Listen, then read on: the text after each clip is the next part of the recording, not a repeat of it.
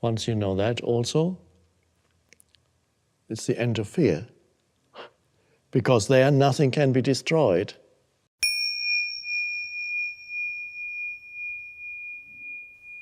So it's wonderful practice. That's your practice. It doesn't matter where you practice. Wherever you are in your life, you practice. Every situation, every moment is the two dimensions.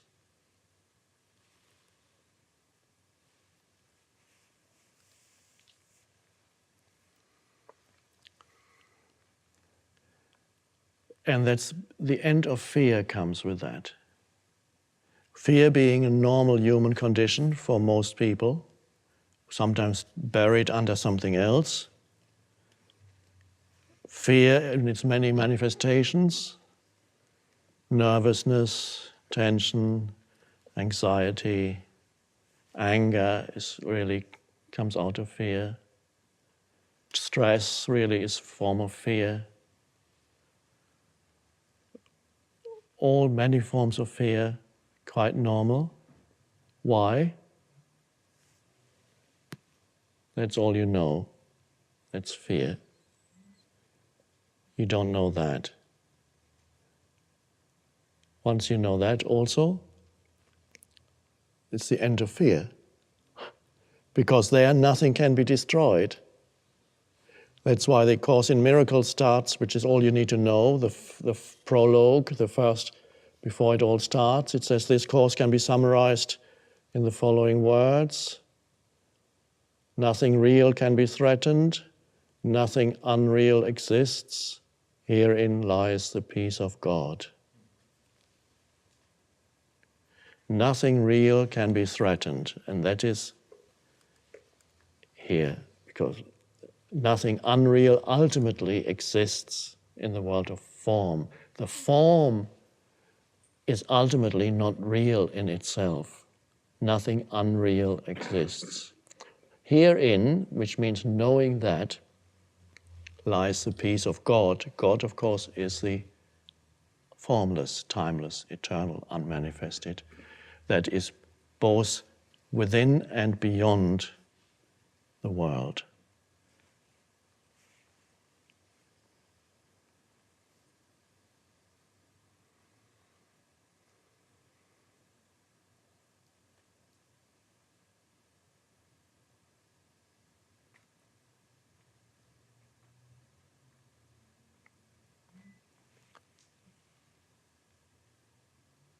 Some of you, as I mentioned earlier, are able to step out of their mind, and you can practice that through a conscious choice. Be present. Nothing to think about right now, just be present. Wow.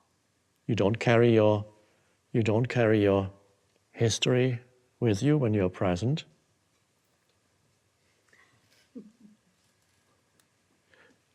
Your life situation. I use that word in Power of Now, very important. Your life situation, everybody has one. Past, future, relationships, job, health, finances, where you live, what happens to you, and all your life situation. You have a life, you have a life situation, of course you do.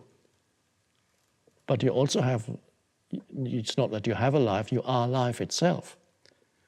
And when your life situation is all you know about yourself, which is another way of putting, that's all you know, then you miss life. No, you're very good at dealing with your life situation, but you miss life. You do all the right things, but it never really gets you anywhere because you missed life. Life is now, and life is not in the doing. Life is in the being, now.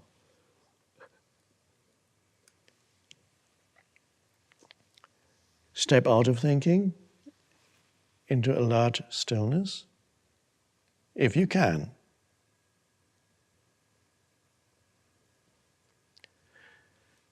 And also, another way is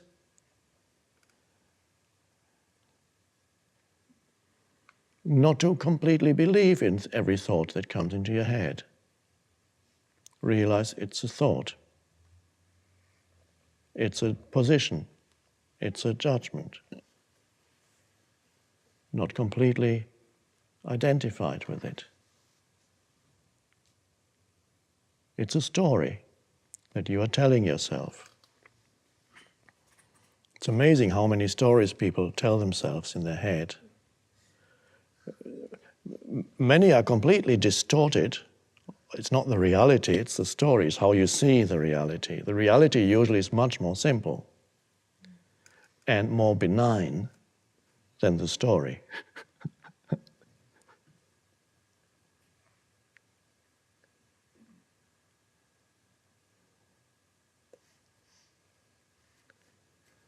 One of the early lessons in A Course in Miracles says you're supposed to look at things around you in the room and say, nothing that I see in this room means anything. This table doesn't mean anything. This glass doesn't mean anything. This hand doesn't mean anything. This floor doesn't mean anything. Now, what does that lesson mean? It doesn't mean anything. What it means is, it's attempting to erase the continuous conceptualization of reality, like scribblings on a blackboard. Because whatever you think it means is a concept in your mind. And if you deny the continuous and compulsive conceptualization of reality, it's like erasing the conditioning of your mind. And coming to the place where the Dalai Lama is, don't know. So this lesson in A Course in Miracles, all it's teaching is to come to the place of spacious emptiness, alertness. No longer trapped in conceptual thinking. Doesn't mean anything.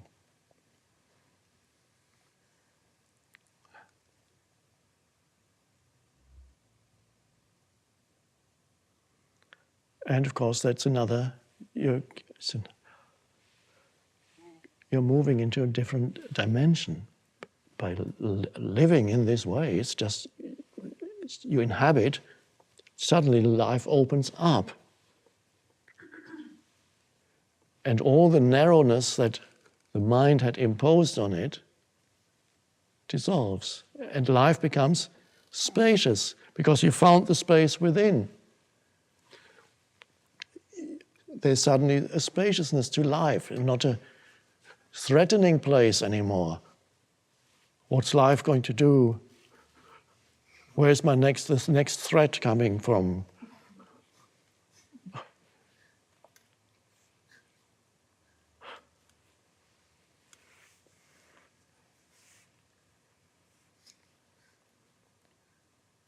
And again, the same thing, for example,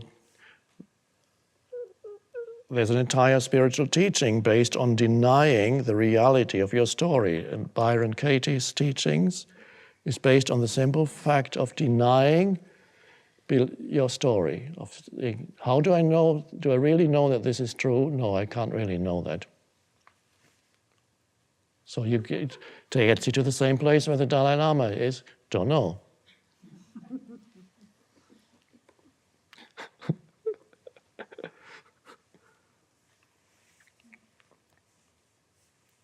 So it's a wonderful thing if you can enter that not knowing, and then, but it's only not knowing from the viewpoint of the conceptual mind. You're actually connected with a deeper intelligence, unconditioned, and if you really need to know something, it comes. But it comes out of the spaciousness of not knowing.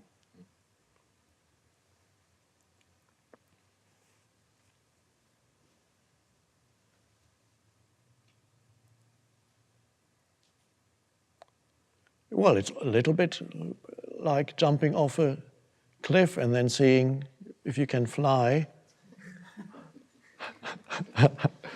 To the ego, it's a little bit like that. The ego says, don't go there, because the ego has worked it all out. It explains the whole, it has its philosophy of life. It might be very defective, limiting philosophy, but it has some kind of philosophy of life. Every person has their story through which they interpret reality. And usually it's not a pleasant work of fiction. But at least you think you know. It gives you some illusory foothold. And of course the ego thinks, if I let go of that, I won't know anything anymore. Which in a way is true, but not completely true. In a deeper sense, is you only let go of a distortion of reality created by the conditioned mind, which is part of the collective human mind in its present state of evolution. And so the collective mind, of which your mind is part, has created this human-made world, which is full of problems, and they seem to be, they pop out one after another. When you think one thing is better now, suddenly, oh God, now it's the economy, and then it's that, and then it's that.